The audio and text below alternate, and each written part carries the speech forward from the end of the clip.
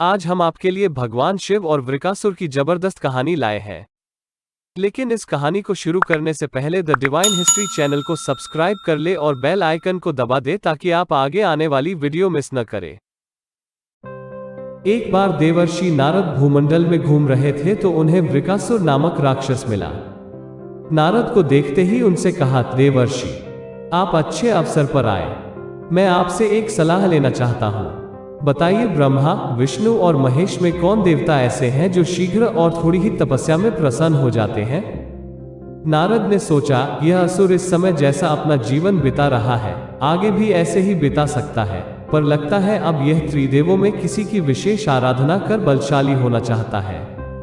वर पाने के बाद इसकी असुरी शक्ति बहुत ही प्रबल हो जाएगी। फिर यह ब्राह्मणों, ऋषियों तथा देवों को सताया करेगा। नारद यह सोच तो रहे थे, पर वृकासुर के प्रश्न का उत्तर टालने का मतलब था अपने लिए संकट पैदा करना।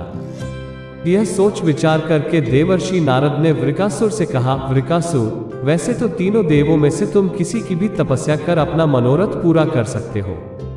ब्रह्मा और विष्णु जल्दी प्रसन्न नहीं होते, उनके लिए बहुत वर्षों तक कठिन तपस्या करनी पड़ती है।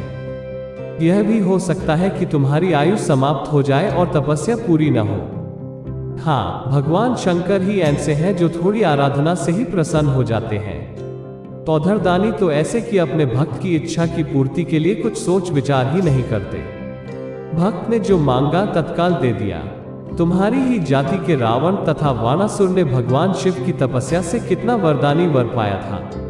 अब तुम स्वयं विचार कर लो कि किसकी आराधना करनी चाहिए जिससे शीघ्र फल मिले। नारद जी के मुख से ऐसी बात सुनकर वृकासुर ने भगवान शंकर की ही आराधना करने का निश्चय किया और हिमालय के केदार क्षेत्र में जाकर शिव की आराधना करने लगा। उसकी आराधना से प्रसन्न होकर भगवान शंकर प्रकट होकर बोले, वत्स, मैं तुम्हारी तपस्या से प्रसन्न हूँ। निसंकोच कहो, क्या चाहते हो, वर मांगो। वृकासुर हाथ जोड़कर बोला, प्रभु, नारद ने कहा था कि आप शीघ्र ही प्रसन्न होकर वर देते हैं, पर इतने वर्षों की आराधना के बाद आपने दर्शन दिए, आप शीघ्र प्रसन्न नहीं हुए। इसका मतलब नारद ने मेरे साथ छल किया। अब आप प्रसन्न होकर वर देना चाहते हैं तो मैं भी वैसा ही कठिन वर चाहता हूँ। आप कृपा कर मुझे मारण वर दीजिए। मैं जिस किसी प्राणी के सिर पर मात्र हाथ भर रख दूं, उसी का प्राणांत हो जाए। आप प्रसन्न हैं तो यही वर दीजिए। शंकर जी वृकासुर की यह आसुरी मांग सुनकर हतप्रभ हो गए, पर देवता का वचन था, पूरा करना था, अन्यथा मर्यादा नष्ट होती। बोले, जाओ, ऐसा ही होगा, तुम्हारी मनोकामना पूर्ण होगी। वृकासुर बोला, प्रभु, आपका यह वर सत्य है या नहीं, इसकी परीक्षा लेना चाहता हूँ। इसलिए पहले आपके सिर पर ही हाथ रखकर देखता हूँ कि इस वर में कितनी सत्यता है। असुर की ऐसी बात सुनकर भगवान शंकर अपने ही जाल में फंस गए। अब क्या करें? वह राक्षस न कुछ सुनेगा न मानेगा, ऐसा सोचकर भगवान शंकर भागे। शंकर को भागता देख उसका क्रोध बढ़ गया। वह उनका पीछा करने लगा, कहने लगा, नारद की तरह आपने भी मुझसे छल किया है। वरदान की परीक्षा से डरकर क्यों भाग रहे हो? भागते भागते अंत में शिव विष्णुलोक पहुंचे और विष्णु को अपनी विपदा सुनाई। विष्णु ने हंसकर कहा, बिना सोचे विचारे वर देने का परिणाम अब पता चला। खुद ही प्राण बचाते भागते फिर रहे हो, बताओ मैं क्या करूं? आपके वर की सत्यता तो उसे सिद्ध करनी ही होगी। किसका सिर उसके आगे करूं? शिव ने कहा, नारायण नारायण, मुझे कोसने से मेरा संकट दूर नहीं होगा, कुछ करिए, अन्यथा वो यहां भी पहुंच जाएगा। भगवान विष्णु ने योग माया से एक वृद्ध तेजस्वी ब्रह्मचारी का स्वरूप बनाया और उधर चल पड़े जिधर से वृकासुर आ रहा था। कुछ दूर जाने पर वृकासुर आता दिखाई दिया।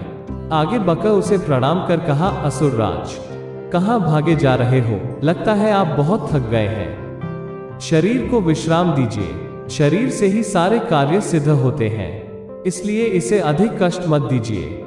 आप सब प्रकार से समर्थ हैं, फिर भी मेरे योग्य कोई कार्य हो तो बताइए। एक तेजस्वी ब्रह्मचारी की बातें सुनकर वृकासुर ने शिव के वरदान तथा उसकी परीक्षा की बात बताई। इतना सुनते ही ब्रह्मचारी हंसा, असुरराज, तुम किसके वर की परीक्षा लेना चाहते हो? उस शिव की जिसका अपना कोई घर बार नहीं, जो भूत प्रेतों के साथ घूमता रहता है, वो भला किसी को क्या वर देगा? वर देने वाले तो दो ही देवता हैं, एक ब्रह्मा दूसरा विष्णु, तुम उनकी आराधना करते शिव के पीछे बेकार दौड़ रहे हो। वर देने वाला तो स्वयं इतना शक्तिशाली होता है कि उसके वर का असर खुद उस पर नहीं हो सकता। उन्होंने तो तुम्हें झूठ मूठ का वर दिया है, तुम्हारी तपस्या तो व्यर्थ गई। ब्रह्मचारी की ऐसी बात सुनकर वृकासुर बड़ा निराश हुआ, उसका मनोबल टूट गया। कहने लगा, मुझे तो देवर्षि नारद ने कहा था कि शिव की आराधना करो, वे शीघ्र ही प्रसन्न होकर मनचाहा वर दे सकते हैं। ब्रह्मचारी ने कहा, तुम बड़े भोले हो, नारद पर विश्वास कर लिया। अरे वो तो ऐसा घुमक्कड़ साधु है जो सबको उल्टी ही सलाह देता है, उसकी सलाह से कभी किसी का भला होता ही नहीं। तुम्हें मेरी बात का विश्वास न हो तो खुद अपने ही सिर पर हाथ रख कर देखो कि कैसे शिव ने तुम्हें झूठा वर देकर बहकाया है। उनकी झूठ की पोल न खुल जाए इसलिए भाग गया। वृकासुर का मनोबल इतना टूट चुका था कि उसे उस ब्रह्मचारी की बात में विश्वास हो गया कि शिव ने भी उसके साथ छल किया, उसे झूठा वर दिया है। उसका विवेक नष्ट हो गया। ऐसा सोचते हुए वर की सत्यता की परख करने के लिए उसने अपने ही सिर पर हाथ रख लिया। सिर पर हाथ रखते ही भयंकर अग्निपुंज प्रकट हुआ और वृकासुर उसमें भस्म होकर राख की ढेर बन गया। चूंकि वृकासुर स्वयं अपने हाथों भस्म हुआ था इसलिए इसका नाम भस्मासुर भी पड़ गया।